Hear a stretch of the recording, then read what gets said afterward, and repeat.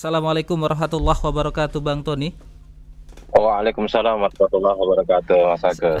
Sehat Bang Tony? Alhamdulillah. Alhamdulillah sehat. Keberke sedikit karena negara juga lagi nggak baik-baik aja. Oh begitu ya. Baik Bang, ini ada beberapa pertanyaan nih Bang yang sudah disiapkan oleh tim redaksi Radio Silaturahim untuk Abang nih. Yang pertama begini Bang. Oke. Tagar kabur aja dulu ini rame nih, lagi rame dibicarakan di media sosial dalam beberapa hari terakhir. Pembicaraan ini diduga dipicu oleh kekecewaan sejumlah warga negara Indonesia terhadap kebijakan pemerintah, terutama kebijakan efisiensi anggaran besar-besaran yang digagas oleh Presiden Prabowo Subianto.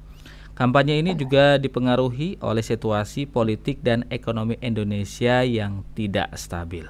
Nah, ada yang kemudian viralnya tagar ini mendapat perhatian dari berbagai pihak, termasuk istana, menteri dan anggota DPR serta menteri. Salah satunya Bang Nusron Wahid. Ia menilai tren tersebut menunjukkan kurangnya sikap patriotik dan cinta terhadap Indonesia. Nah, itu yang pertama Bang. Yang kedua, baru-baru ini Nahdlatul Ulama melalui Musyawarah Nasional Alim Ulama 2025 mengeluarkan fatwa bahwa laut tidak boleh dimiliki individu atau korporasi. Secara teologis dan moral ini adalah keputusan yang bijak dan penuh tanggung jawab. Namun, apakah hanya dengan fatwa tersebut kita bisa menghentikan pengkaplingan laut? Jika hukum negara saja bisa dibelokkan, bagaimana dengan hukum agama yang bergantung pada moralitas individu dan tidak bisa dipaksakan? Kita tahu nih Bang bahwa ada Undang-Undang Nomor 5 Tahun 60 tentang pokok-pokok agraria sudah menyatakan bahwa laut sebagai ruang publik tidak bisa dimiliki pribadi. Dan yang terakhir Bang, ini yang juga lagi rame nih tentang konsolidasi mahasiswa terus dilakukan jelang aksi besar-besaran Indonesia Gelap pada 20 Februari 2025. Apa yang sebenarnya melatar belakangnya aksi ini dan bagaimana keresahan terhadap kebijakan pemerintahan Prabowo Subianto mempengaruhi gerakan mahasiswa? Gerakan mahasiswa ini tampaknya berkaitan erat dengan berbagai permasalahan yang dialami rakyat. Salah satunya adalah yang menjadi penolakan, yaitu program makan bergizi gratis yang beberapa hari lalu juga menjadi sorotan Bang di Wamena, Papua. Mengapa masyarakat di sana lebih memilih pendidikan gratis daripada makan bergizi gratis? Selain itu, tentu yang menjadi sorotan adalah tentang pemotongan anggaran untuk pendidikan. Nah, ini menjadi topik pembicaraan kita nih Bang di pagi hari ini. Silakan Bang Tony. Yang pertama saya bicara dulu tentang fatwa atau keputusan NU ya, bahwa sesuai dengan undang-undang memang sama. Tanpa ada fatwa NU, undang-undang juga sudah mengatakan seperti itu, bahwa laut tidak boleh dimiliki oleh siapapun. Alangkah lebih apresiatif kita kalau juga NU membuat fatwa bahwa bumi seisinya di dalam perut bumi ya, sesuatu yang ada di dalam perut bumi juga tidak boleh dimiliki oleh setiap orang, seperti minyak, gas, batu bara. Wah, lebih keren lagi gitu loh ya. Satu sisi NU sedang dikasih batu bara, di sisi lain membuat fatwa seperti itu, bahwa isi perut bumi sesuai dengan Undang-Undang Dasar 1945 pasal 3 itu besarnya untuk kemakmuran, untuk kesejahteraan rakyat. Jadi kalau bisa jangan hanya laut saja, kalau bisa juga isi perut bumi, tidak hanya minyak dan gas, tetapi juga batu bara. Dan yang ada di dalam isi perut bumi betul-betul dikelola oleh negara. Kalau kemudian ada pengelola pihak lain, itu hanya sebagai kontraktor yang sesungguhnya milik negara. Nah, sementara ini milik swasta, sampai kemudian jutaan hektar dan sebagainya. Nah, ini kita harapkan seperti itu. Saya yakin kalau itu terus dilakukan, wah, sejahtera. NU terdepan untuk mesejahterakan, memikirkan kesejahteraan rakyat Indonesia, untuk memikirkan keadilan bagi seluruh rakyat Indonesia. Itu baru keren. Kalau cuma fatwa bahwa laut itu kan sudah ada di undang-undangnya. Itu hanya itu loh. Saya pikir belum keren lah, belum keren. Meskipun kita tetap apresiasi apa yang menjadi fatwa dari NU itu, tetapi belum keren lah. Kalau keren, itu harus out of the box, harus mampu melampaui apa yang sudah ada, dan sesungguhnya itu merupakan sebuah kesalahan Jadi isi perut bumi yang dimiliki ditambang oleh berbagai pihak swasta itu, bahkan luar negeri, asing, itu kan sesungguhnya melanggar Undang-Undang Dasar 1945 pasal 33. Ya, bisa dibaca ulang itu. Itu yang pertama, Agus, gitu kan. Jadi kemudian yang kedua soal tagar. Halo? Iya, Bang, kami menyimak. Ya, oke. Oke, soal tagar. Yang begitu marak beredar berkaitan dengan efisiensi. Saya pikir kalau alasannya itu dalam rangka untuk mengurangi operasional, ya, yang seringkali disalahgunakan oleh para stakeholders negara ini, oleh para teknokrat negara ini, saya pikir perlu diapresiasi. Meskipun sesungguhnya kita tahu negara lagi nggak punya duit, maka ada upaya apresiasi. Ini kan resiko yang harus dihadapi oleh Presiden Prabowo ketika ditinggalkan oleh Presiden Jokowi. Kalau kita merunut kembali, ya sesungguhnya yang membuat negara nggak ada duit ya periode sebelumnya. Tapi ya sudahlah, itu udah terjadi. Bagaimana menghadapi, mau tidak mau itu harus dilakukan efisiensi. Hanya saja efisiensinya harus tepat. Kalau memang alasannya efisiensi ini untuk menghindari, meminimalisir, memangkas operasi korupsi yang dilakukan oleh para teknokrat, para pemangku jabatan, ya, saya pikir ini juga perlu dikasih kesempatan. Tapi kalau kemudian pemangkasan itu, efisiensi itu, ya, terhadap kegiatan-kegiatan, program-program yang mendasar, yang signifikan, yang fundamental, diantaranya ada pendidikan, maka perlu dievaluasi. Ya, mari kita lihat ke evaluasi ini ada di program apa saja.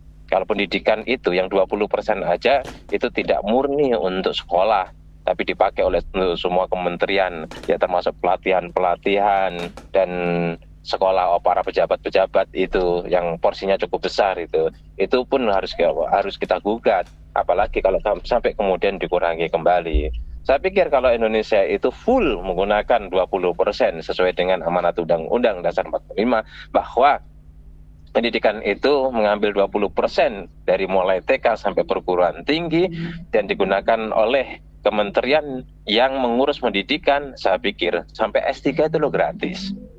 Nah, kita perlu apresiasi di Kalimantan Timur itu sesuai dengan janji politik calon gubernur yang menang, Rudi Masud, Seno Aji itu sedang akan dipenuhi gratis. Masyarakat Kalimantan Timur yang sekolah yang punya KTP Kalimantan Timur itu kuliah gratis full sampai S3, mulai dari SMA karena kewenangannya adalah di SMA. Saya coba untuk nanya-nanya itu, ini keren banget. Saya coba nanya-nanya, saya coba selidik-selidik, ternyata tidak sampai 1 triliun itu. Karena apa? Tinggal 1 semester kan. Ya, nanti kalau semester 2 itu anggarannya cuma sekitar 2 triliun. Sementara APBD-nya itu 21 triliun. Sementara pendidikan punya kewajiban 20%, itu 4 triliun. Lebih kok sampai S3 gratis. Artinya nggak sampai menghabiskan itu 20% gitu. Nah, ini baru keren. Ya, semoga ini terrealisir yang kemudian menjadi rujukan, menjadi referensi, sekaligus menjadi motivasi bagi provinsi-provinsi dan kabupaten-kabupaten yang lain untuk menggratiskan sampai kemudian kuliah S3. Sampai berani mengambil posisi S1 sampai S3 itu kan sebenarnya porsinya pusat, tapi diambil oleh daerah. Menurut saya keren. Nah, yang kayak gini tuh loh, keren gitu loh. Iya. Sesuatu yang sudah biasa ya dikurangi lagi. Wah, makin nggak keren lagi. Sesuatu yang biasa ditingkatkan melampaui batas yang orang terheran-heran, itu baru keren. Mestinya ya pembaharuan itu mengacu kepada prinsip seperti itu, melakukan sebuah loncatan melampaui batas-batas tradisi, batas-batas kebiasaan yang itu betul-betul dirasakan nikmatnya oleh rakyat, itu baru keren. Ya, kalau kita mau melakukan sebuah perubahan. Jadi kalau pemimpin satu dengan pemimpin yang lain, bupati satu bupati yang lain, gubernur satu gubernur yang lain, diganti dengan yang lain, presiden satu presiden yang lain, kalau tidak ada lompatan ya gunanya apa? Ada pemilu.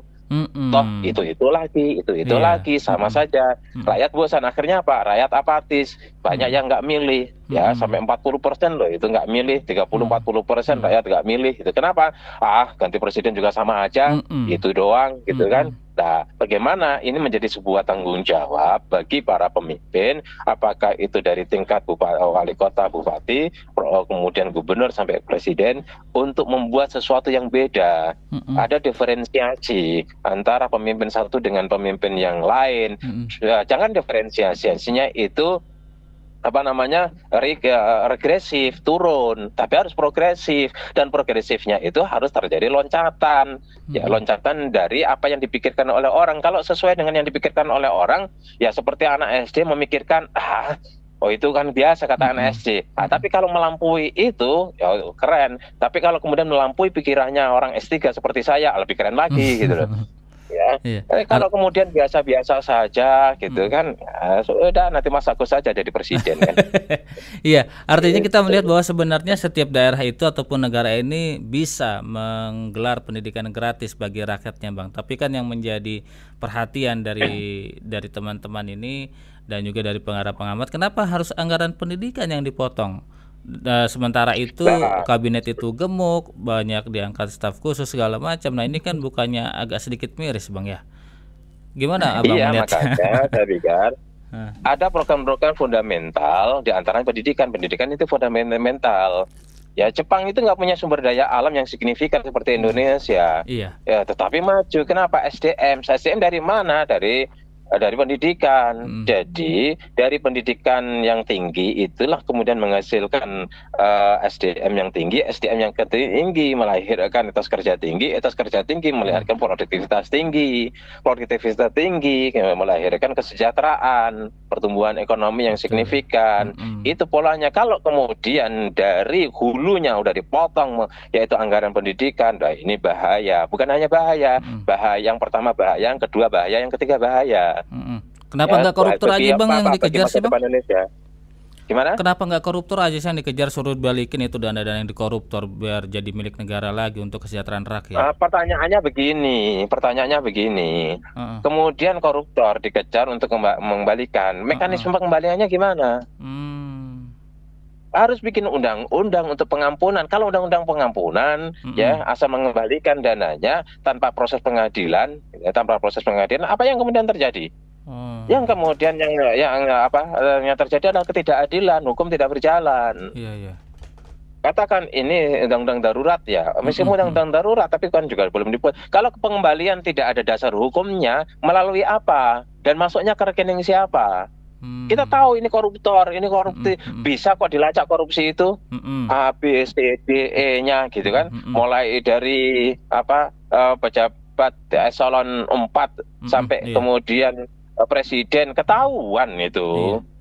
Nggak usah lah harus jadi profesor untuk melihat korupsinya itu, anak SD juga tahu siapa presiden-presiden yang korupsi gitu ya. Udah tahu lah ya, kita ingat kasus BLBI, kita ingat kasus Pak Senturi, kita ingat kasus macam-macam lah gitu lah ya. Tapi tidak ada goodwill ya, tidak ada goodwill dari pemimpin tertinggi di Indonesia untuk memberantas. Jadi jangan kembalikan, kami bebaskan secara hukum. Mekanismenya gimana? Mau mengembalikannya itu melalui rekening siapa? Rekening BI. Nanti kok ada masuk uang ini dari mana? Ilegal dong. Nggak ada mekanismenya. Jadi ini negara perlu aturan yang rigid, perlu mekanisme yang berbasis kepada undang-undang. Jadi jelas bahwa ini itu dilakukan dasar hukumnya ini, gitu loh. Jadi semua harus berbasis kepada dasar hukum. Tidak bisa kemudian Mas Agus korupsi, kembalikan, akhirnya apa? Nego. Udah kembalikan sama aku aja. Ada nggak aku tuntut, KPK aku kondisikan, kan begitu. Jaksa aku kondisikan, Polri aku kondisikan, kembalikan kepadaku. Ini kasusmu ini. Kan banyak terjadi bahwa ada orang punya kasus, ini loh kasusmu, tunjukkan kasus saja gitu loh. Nego. Jadi kasus itu kemudian menjadi alat bernegosiasi antara si pejabat dengan si koruptor itu, dan ini kan terus terjadi dari dulu sampai sekarang. Maka inilah pentingnya kita memiliki seorang pemimpin yang memiliki goodwill, ada keinginan kuat untuk melakukan sebuah perbaikan terhadap bangsa ini dengan skala prioritas. Tapi kalau kemudian sudah terjebak kepada nuansa politik terus-menerus yang pada akhirnya ya tidak bisa bersikap objektif, tidak bisa bersikap adil, ya tidak bisa bersikap benar secara keseluruhan. Nah, ini yang selalu menjadi menyandra para pemimpin-pemimpin kita. Ini yang selalu menyandra para stakeholder negara ini. Ya pada akhirnya serba repot. Ujung-ujungnya ya tersandra, makin tidak menggunakan otoritasnya untuk melakukan kebenaran, untuk membuat sebuah ketegasan sesuai dengan aturan dan hukum yang berlaku, yang pada akhirnya menumpuk sandera-sandera berikutnya bagi para pemimpin itu. Apakah Jadi kira-kira Pak begini Prabowo loh, sudah kalau jadi pemimpin itu setengah gila loh ya. harus Ya, setengah gila ya, contoh Bang Doni ya? mesti begini ya. Contoh-contoh beginilah. Iya. Di wilayah saya lah, saya tinggal ini ya di kota. Itu kan di samping-samping jalan itu ada di trotoar diisi oleh orang jualan-jualan gitu kan. Oh, di pasar-pasar itu sampai kemudian jalannya mampet. Kalau aku jadi wali kotanya, aku sikat itu. Meskipun itu mereka setoran kepada preman-preman, mereka setoran kepada siapa itu namanya, kepada orang-orang kelompok ormas atau apa yang mendukung aku. Nggak peduli, aku sikat itu. Nah, itu pemimpin. Kenapa? Itu melanggar aturan dan itu mengganggu terhadap ketertiban umum sehingga jalan nggak peduli. Pemimpin yang punya mental seperti ini yang dibutuhkan. Bukan kemudian kasihan orang kecil, carikan solusi. Bukan kemudian dibiarkan seolah-olah itu menjadi perhatian atau menjadi kompensasi yang dilakukan oleh Pemkot ya, oleh wali kota terpilih kepada ormas-ormas yang telah berjasa untuk mendukungnya. Banyak yang pemimpin model seperti ini. Turunin lah misalnya Satpol PP ya, seminggu besok balik lagi tempe itu. Pemimpin yang seperti itu pemimpin mental tempe, pemimpin mental ini ya pemimpin brengsek juga itu. Gitu loh. Bukan begitu, itu amanat rakyat yang dipegang. Ya, harus tega, pemimpin kok gak tega sesuai dengan aturan. Tegakkan aturan itu. Dulu kita berharap dengan Pak Jokowi seperti itu, Bang, di tahun 2000, di awal-awal pemilu waktu pemilihan presiden. Siapa yang berharap? Iya, artinya banyak orang berharap, Bang. Banyak orang berharap. Kemudian kita juga berharap kepada Pak Prabowo. Tapi melihat kondisi yang sekarang, apalagi sudah 100 hari begitu ya, pemerintahan Prabowo, kemudian banyaknya aksi protes, banyaknya aksi ini menunjukkan apakah sosok pemimpin yang dipilih oleh rakyat dalam pemilu sudah sesuai, sudah idealisme seperti yang Abang sampaikan. Mereka harus setengah gila, harus siap untuk menegakkan aturan. Kalau tidak seperti ini, lalu pemimpin seperti apa yang harus kita pilih lagi, Bang, di pemilu-pemilu mendatang, Bang? Ini ya, ada dua social engineering, perubahan sosial, perubahan negara itu bisa dilakukan dengan dua hal. Yang pertama dilakukan jangka pendek yaitu oleh pemimpin. Yang kedua dilakukan jangka panjang dengan pendidikan. Negara-negara yang pendidikannya lebih tinggi, lebih tertib, ya, kita itu masih sangat kecil. Lulusan SMA kita itu baru 21% gitu kan. Ya, kemudian lulusan kuliah sekitar 7% sarjana kita gitu. Lulusan SMP 34%, artinya cukup kecil, masih cukup kecil gitu. Maksudnya kalau dalam jangka panjang, negara modern ada negara yang mayoritas masyarakatnya itu di atas 20% itu yang sarjana. Satu, artinya dari situlah kemudian mereka memiliki wawasan. Kalau mau shortcut melalui pemimpin yang benar, problemnya adalah ya pemimpin yang benar sulit untuk melahirkan seorang pemimpin yang benar, gitu ya. Seorang pemimpin yang memiliki syarat untuk memimpin, syarat untuk menciptakan sebuah progresivitas yang lancar, itu kalau para pemilihnya juga berpendidikan rendah, itu problemnya.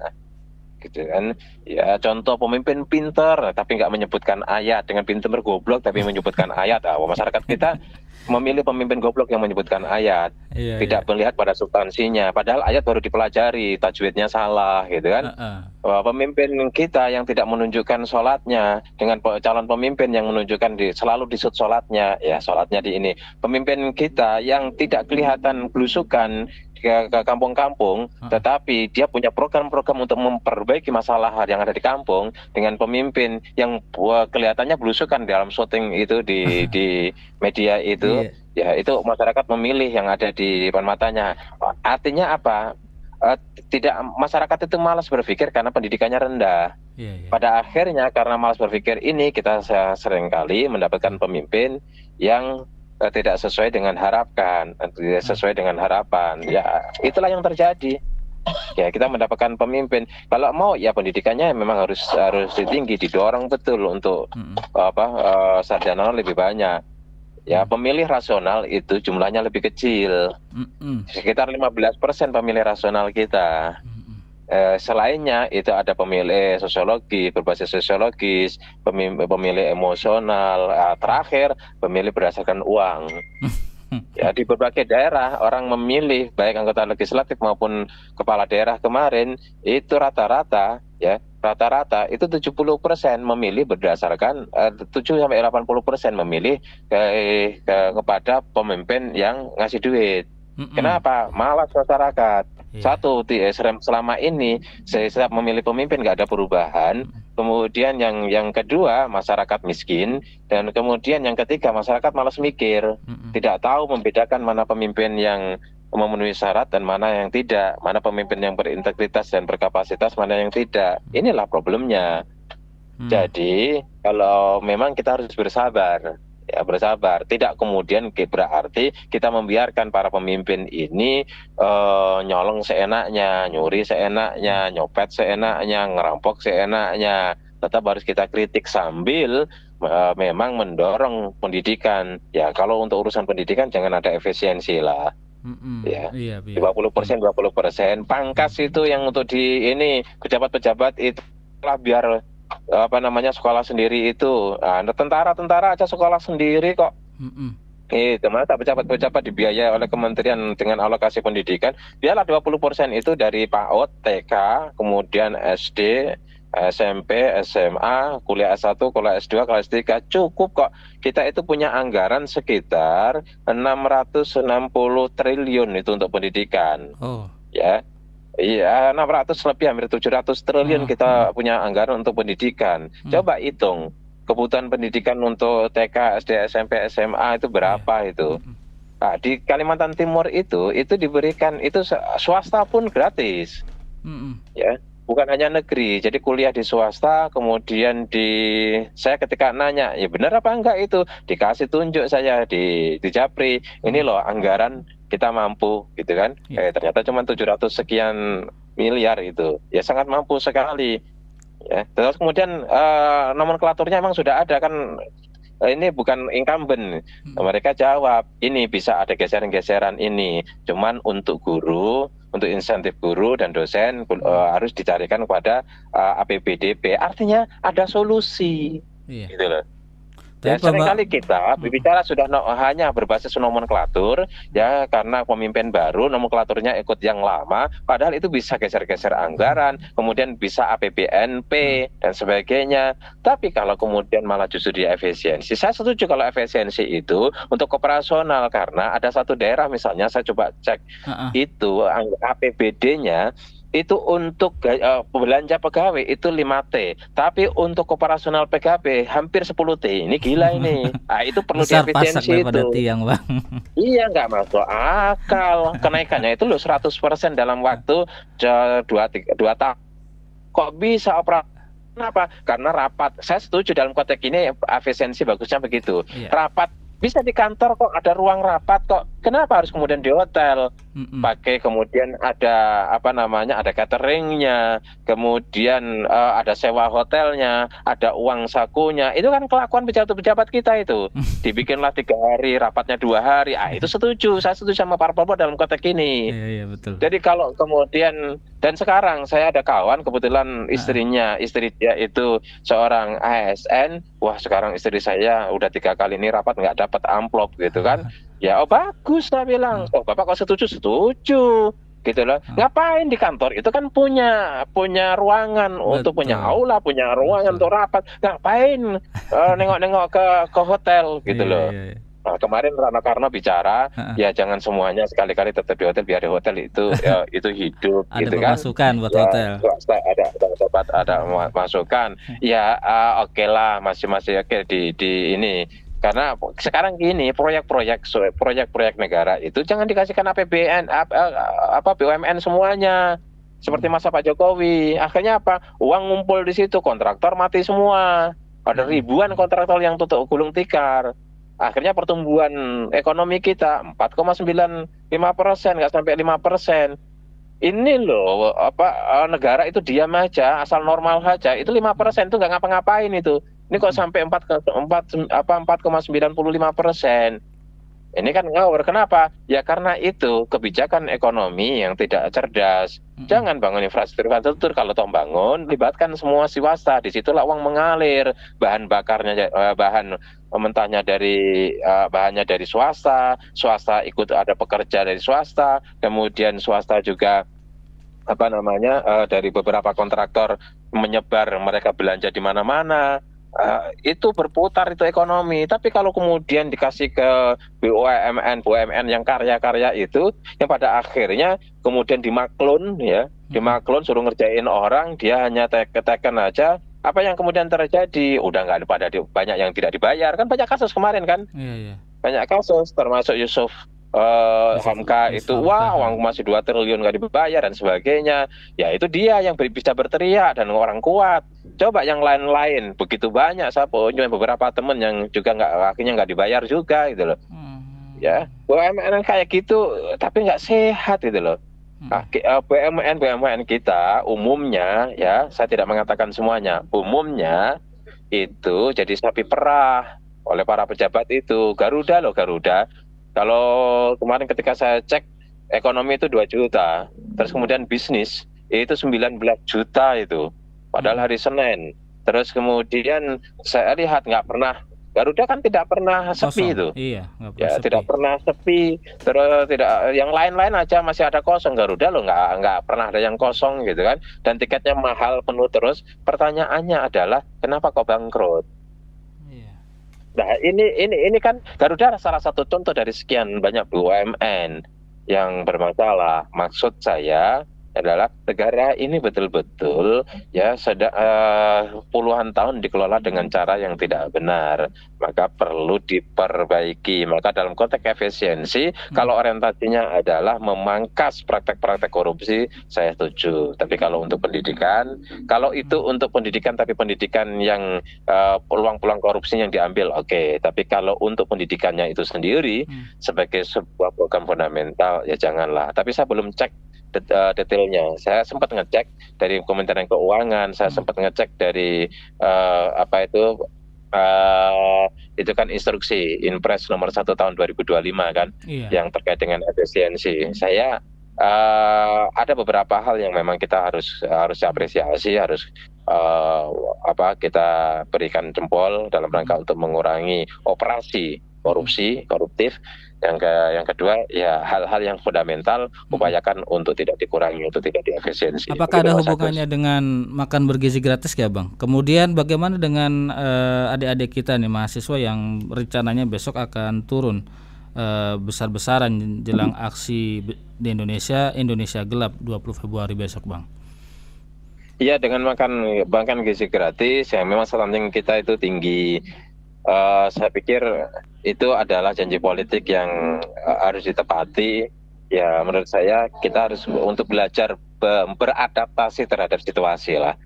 Saya pikir sah-sah saja. Kemudian itu sampai 300 sekian triliun itu kan untuk makan bergizi, karena itu adalah kewajiban yang harus dipenuhi oleh Pak Prabowo dengan janji politiknya. Kalau justru itu tidak itu akan menjadi bumerang juga bagi beliau. Apalagi kemudian itu menjadi prioritas ya, menghadapi kekurangan gizian masyarakat kita. Nggak apa-apa sih menurut saya. Saya mencoba untuk memahami jalan pikiran orang-orang yang membuat sebuah keputusan. Gitu. Sehingga kemudian dengan semua situasi yang dihadapi, kita coba untuk memahaminya itu. Bagi saya tidak ada asal tidak mental. Jadi kalau kemudian pertanyaannya adakah kaitan antara efisiensi dengan makan gizi? Ya ada, memang untuk itu diantaranya, gitu loh. Antaranya. Kemudian berkaitan dengan mahasiswa, turunnya mahasiswa, ini kan sebenarnya mahasiswa itu bergejolak setelah Pak Prabowo ya, itu menyanyikan lagu Hidup Jokowi, Iya. Hidup Jokowi, Hidup Jokowi, Seharusnya gitu kan? hidup rakyat ya, Bang. Eh? Harusnya hidup rakyat seorang presiden itu. Hidup rakyat gitu kan. Iya, ini kan out of the box, Iya, iya, tapi iya. salah gitu loh. Iya. Ini ya. Saya mencoba mencari apa Heeh. latar belakang ya atau yang menjadi trigger Pak Prabowo itu mengungkapkan atau meneriakkan Hidup Jokowi Berteriak secara seperti itu. Heeh, emosional, heeh. gitu kan?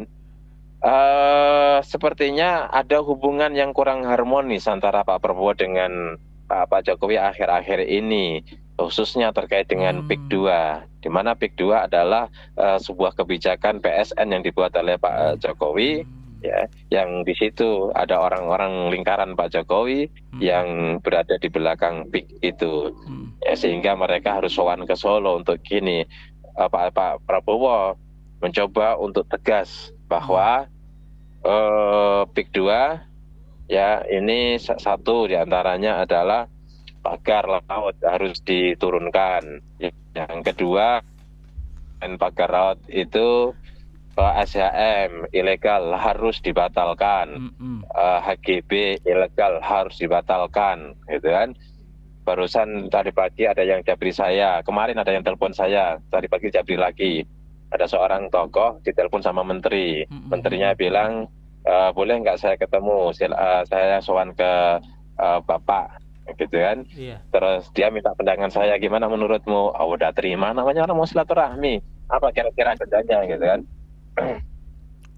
Ya ini berkaitan dengan kegaduhan kali ini, saya bilang. Terus apa jawaban saya? Saya bilang udahlah dengerin aja dulu. Ya apa yang dibicarakan oleh si menteri itu. Tadi pagi kemudian jabrian sama saya nggak jadi karena saya harus datang ke rumah menteri itu, ya saya nggak mau lah, kata dia. Ya baguslah, saya bilang. Tapi cukup dengerin aja, yang namanya orang pengen curhat, pengen tahu apa yang akan dilakukan. Ini artinya apa? Di lingkaran istana, ya, lingkaran istana sudah mulai melakukan lobby-lobby karena situasi agak memanas. Ya, apa yang kemudian membuat Pak Prabowo, ini pertanyaan yang sangat signifikan menurut saya. Apa yang membuat Pak Prabowo itu kok sampai secara emosional tidak seperti itu? Karena ada hubungan yang tidak harmonis antara Pak Prabowo dengan Jokowi dengan kasus PIK, di mana banyak hal yang terkait dengan PIK itu kemudian terganggu. Apalagi tuntutan rakyat sekarang adalah PIK 2 itu harus, ya, PIK 2 itu harus di status PSN-nya harus dicabut, ya, batalkan. Itulah tuntutan rakyat. Ngeri-ngeri sedap lah. Iya. Istilahnya di IKN sudah pepesan kosong, gitu kan, kemudian masuk di PIK jadi pepesan kosong lagi.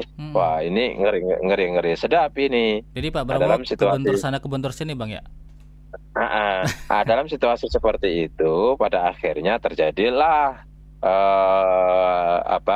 interaksi antara Pak Prabowo dengan Pak Jokowi, paling tidak kubunya lah.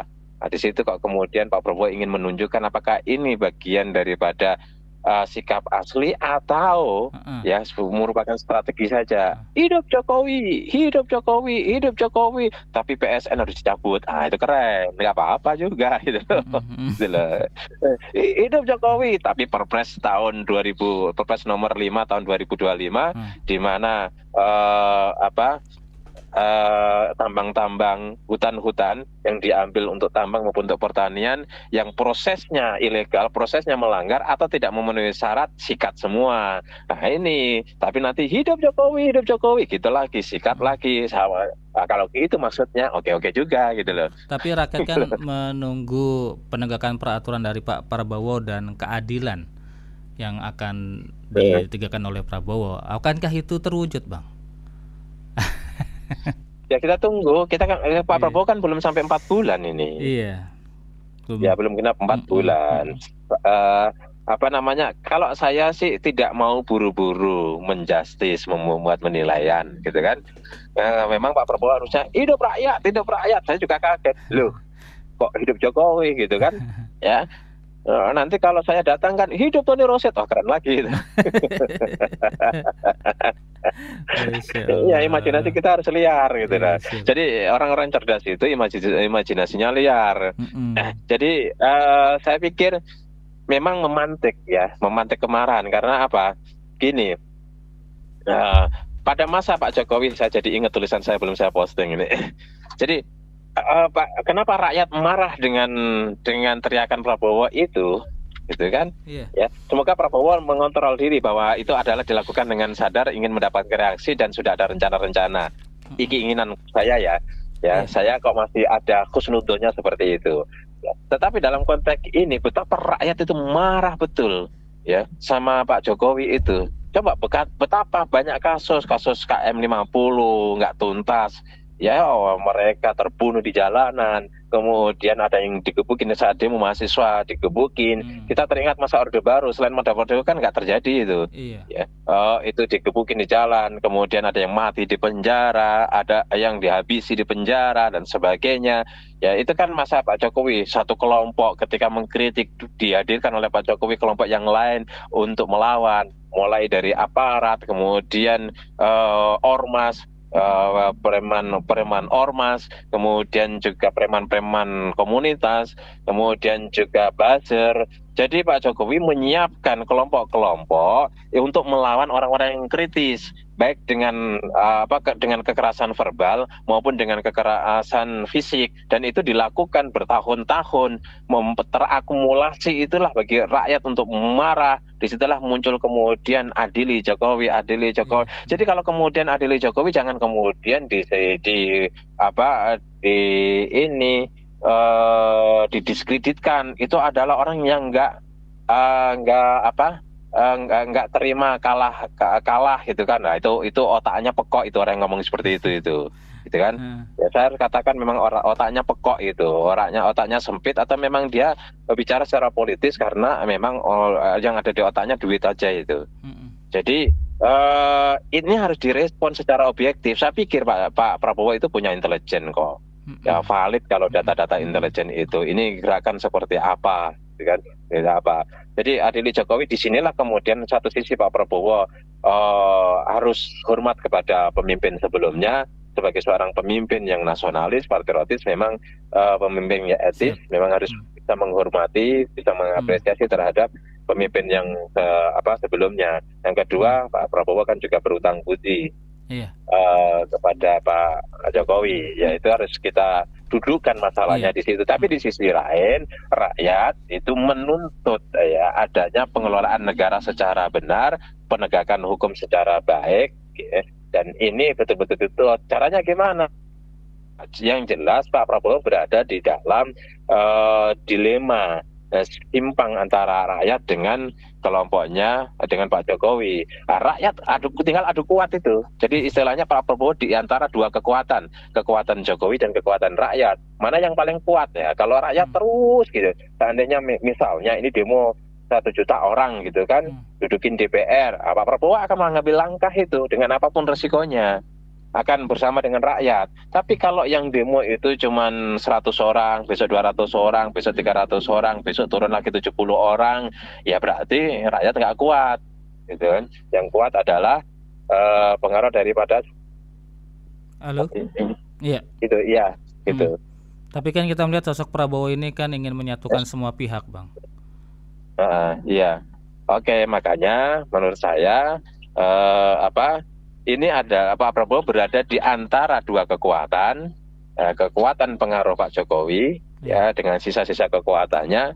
Kita harus tahu bahwa Kapolri, Kejaksaan Agung, KPK itu adalah orang-orang yang memang dari awal disiapkan oleh Pak Jokowi. Di sisi lain, gitu loh, ada kekuatan rakyat yang sesungguhnya sedang marah sama Pak Jokowi. Ya, kalau itu kemudian Pak Prabowo mengambil posisi terlalu Jokowi banget, nah itu akan memantik sebuah kekuatan yang kemarahan yang lebih besar. Iya. Ya, artinya selama ini saya pantau ada sejumlah kelompok yang dulunya tidak berada di dalam diri Prabowo, ya katakanlah kelompok di Anies gitu loh, yang dukung Anies itu mau merapat ke Prabowo karena mengingat bahwa Prabowo ini nampaknya benar ini, namanya lurus ini, kita perlu dukung untuk bekerja secara baik terhadap negara ini. Tapi dengan adanya ya muncul narasi Jokowi, mereka mental balik kanan.